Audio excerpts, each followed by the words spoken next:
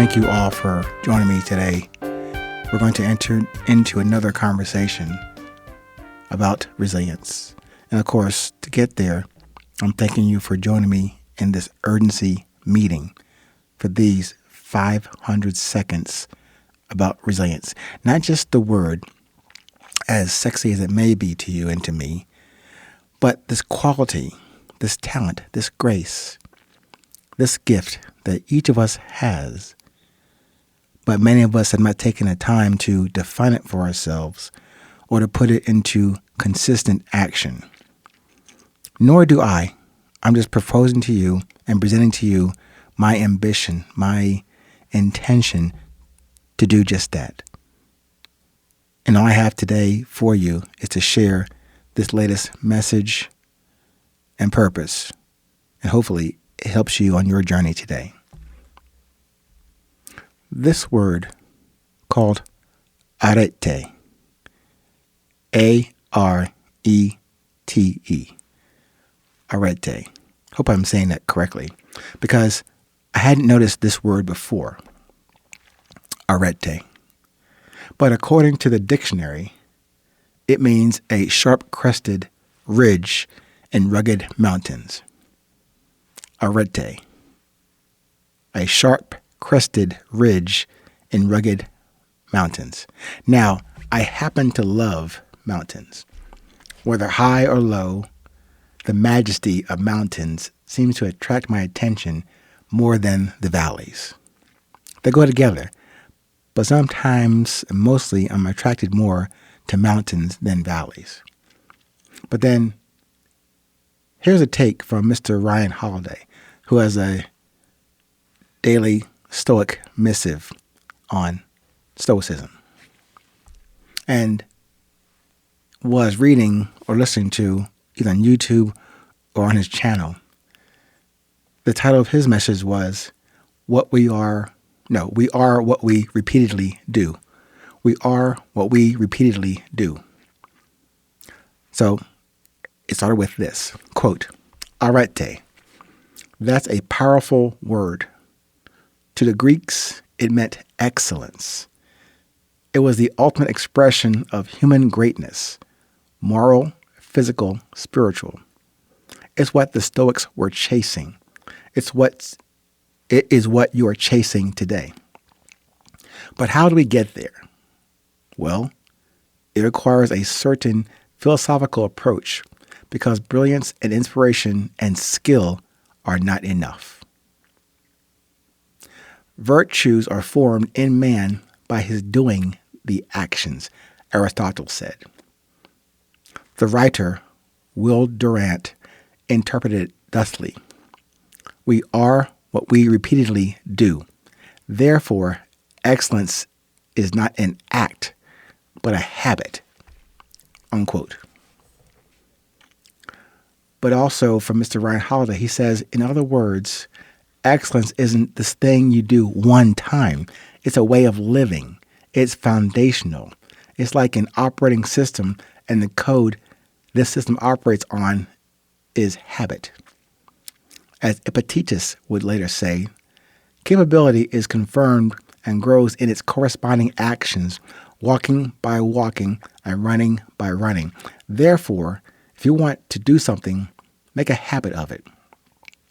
So, if we want to be happy, if we want to be successful, if we want to be great, we have to develop the capability.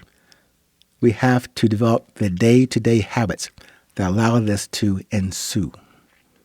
This is great news, because it means that impressive results or enormous changes are possible without Herculean effort or magic formulas. Small adjustments, good systems, the right processes, that's what it takes. Things like when we wake up, what we study and practice, who we have in our lives as influences, where we go, and how we spend our time. There is nothing more powerful than a good habit. Nothing that holds us back quite like a bad habit. We are what we do. What we do determines who we can be. You know this. you've seen these forces at work in your own life, for better and, frustratingly, all too often, for worse.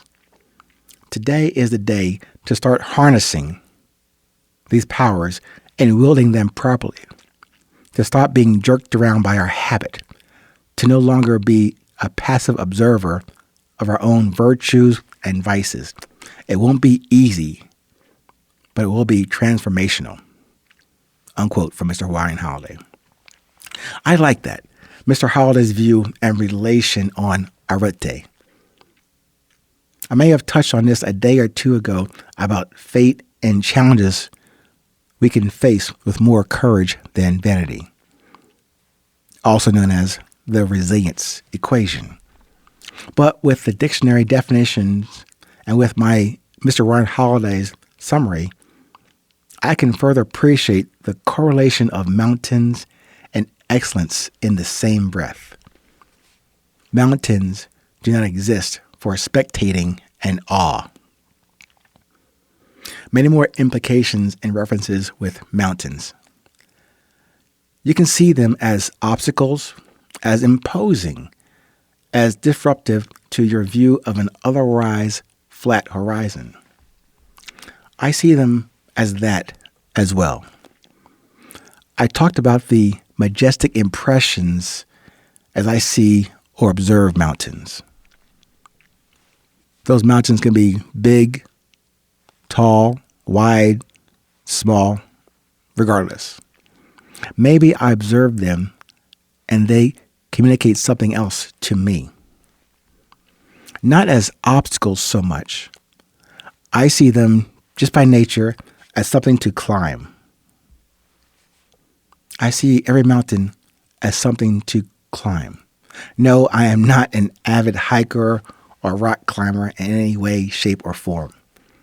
But I do witness and process actual or virtual or spiritual mountains as something to navigate over, through, maybe around, or to recognize said mountain as a reference point and perspective, not to conquer or crest or plant a flag at the top of a mountain.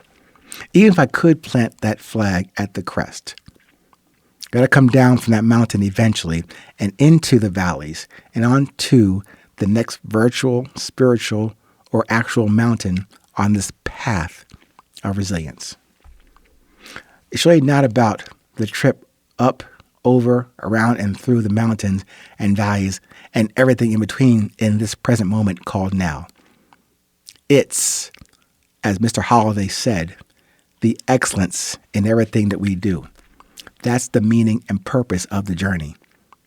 And as I have said before, to get to your resilience, to your purpose and message, you must deliver it every day, not once in a while.